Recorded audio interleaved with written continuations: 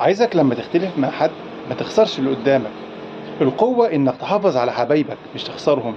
تخيل كده يبقى في خلاف بسيط ممكن يهد علاقة سنين، بس الأغرب إن في ناس بتختار إنها تكسب النقاش وتخسر الإنسان عادي. خلي بالك في علاقات كتير انهدت وخلصت مش علشان المشكلة كبيرة، لا ده كان علشان الكبر كان أكبر من العلاقة. الخلاف ده بيبقى طبيعي بيننا وبين الناس وضروري أحيانا. اختلاف العقول هو اللي بيخلق الفهم، لكن المشكلة مش في الاختلاف، المشكلة في أسلوبنا وإحنا مختلفين. إحنا بقى ممكن نخسر واحد صاحبنا علشان اختلاف في رأي على كورة أو بوست على السوشيال. ممكن نطلق المدام علشان حرقت الأكل أو زودت الملح، ونقعد نقول الشوربة لينا. طيب وإنت كسبت إيه بقى؟ أكيد خسارتك هتبقى أكتر من ربحك.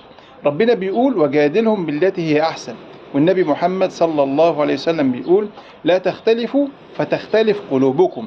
مش كل رأي مخالف ليك هو عدو ليك، في فرق بين انك تثبت رأيك وبين انك تحافظ على اللي قدامك.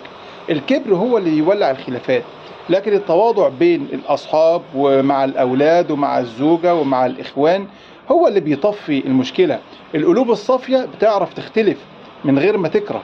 جرب مرة كده يبقى في خلاف بينك وبين حد، سيب آخر الكلمة في الحوار للي قدامك، ده مش هيبقى ضعف منك، إنما دي قوة مش أي حد يقدر يعملها.